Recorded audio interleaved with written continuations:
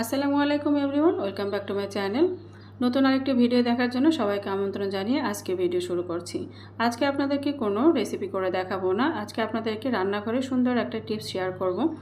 তো দেখতে পাচ্ছেন আমি কোটাগুলো পেন্টিং করেছি, আর এগুলো জেলির কোটা।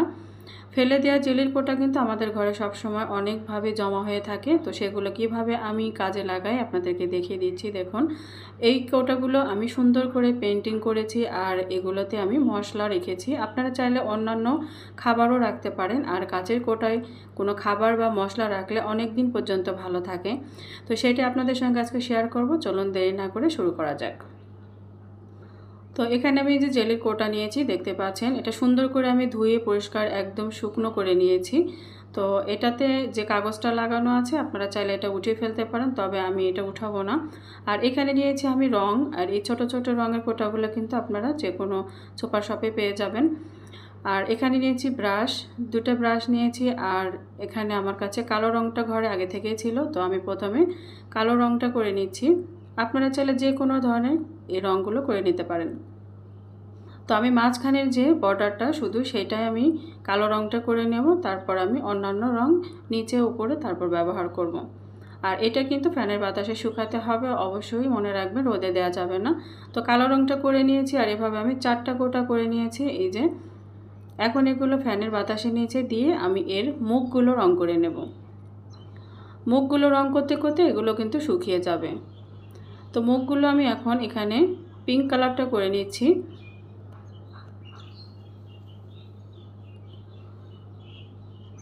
আর মুখের যে 4-5টা এটা আপনারা চাইলে করতে পারেন, তবে আমি মুখের 4-5টা করব না, শুধু উপরটা করব।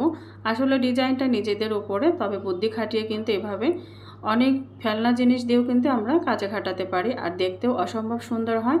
আসলে মানুষের গোছ গাছ বা সব কিছুর উপরে মানুষের রুচি নির্ভর করে। অনেকে দেখে বুঝতে পারে যে আপনি যদি গোছ গাছ থাকেন সংসারে, তাহলে কিন্তু অনেকেই বুঝতে পারবেন আপনি কেমন রুচিশীল মানুষ। তো আসলে টাকা দিয়ে সব কিছু কিনতে পাওয়া গেলেও কিন্তু নিজেরও হাতের কাজের একটা অন্যরকম একটা প্রশান্তি আছে, যেটা আসলে কিনা জিনিসের মধ্যে পাওয়া যায় না। তো কালো রঙটা শুকিয়ে যাওয়ার পর এখন আমি সাদা রঙটা করে নিচ্ছি। সাদা বর্ডারটা দিয়ে দেওয়ার পর এটা ফ্যানের নিচে দিয়ে তারপর আমি আবার অন্য কাজটা করব।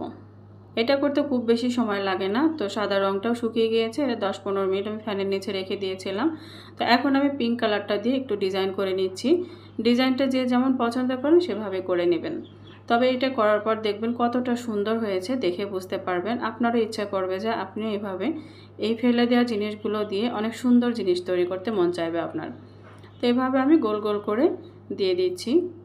আপনারা চাইলে এর ওপর আবার শুকিয়ে যাওয়ার পর ডাবল করে দিতে পারেন, তাহলে কালারটা আরও একটু গাঢ় হবে।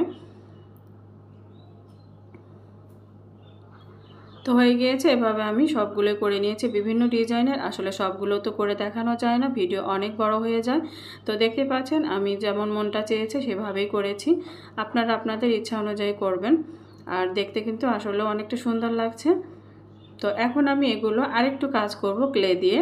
এখন কিন্তু ক্লে দিয়ে অনেক ধরনের ডিজাইন করা যাচ্ছে, তো আপনারা চাইলে ক্লে দিয়েও কিন্তু অনেক সুন্দর সুন্দর ফুল এর সাথে করে নিতে পারেন। তো আমি ছোট ছোট পাতার মতো করে এখানে এই কোটাগুলোর পাশে এক পাশে একটা করে ফুল দিয়ে দিচ্ছি। এতেও দেখতে অনেকটা সুন্দর লাগবে, এটা করার পর দেখে বুঝতে পারবেন। তো এভাবে সামান্য একটু হাতে নিয়ে একটু পাতা শেপ দিয়ে দিচ্ছি। আর ক্লে দিয়ে কাজ করা তো অনেক সহজ, সবাই জানেন। আর এটাকে কোনো গামের প্রয়োজন নেই, এটা দেওয়ার সঙ্গে সঙ্গে একদম সুন্দরভাবে সেট হয়ে যাবে, আর শুকিয়ে গেলেও কিন্তু পড়ার কোনো ভয় থাকবে না। তো এভাবে আমি 5টা করে পাতা দিয়ে দিচ্ছি। আপনারা চাইলে বিভিন্ন ডিজাইনের গোল গোল বা অন্যান্য ডিজাইনও করে নিতে পারেন।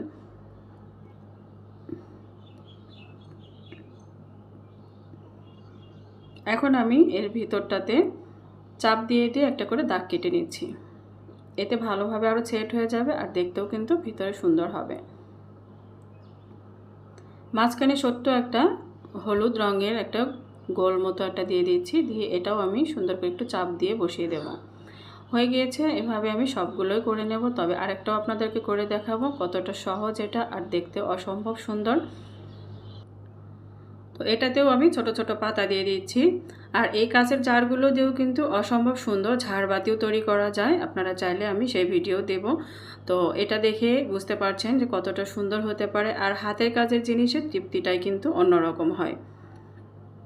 টাকা দিয়ে তো অনেক জিনিসই কিনতে পাওয়া যায়, তবে নিজের তৈরি করা একটা জিনিস ব্যবহার করতে গেলে অন্যরকম একটা প্রশান্তি লাগে। তো এভাবে আমি এর ভিতরেও দাগ কেটে নিচ্ছি। আর ভেতরে ছোট্ট একটা সবুজ রঙের বল বসিয়ে দিচ্ছি, এতে কিন্তু আরও দেখতে বেশি সুন্দর লাগছে।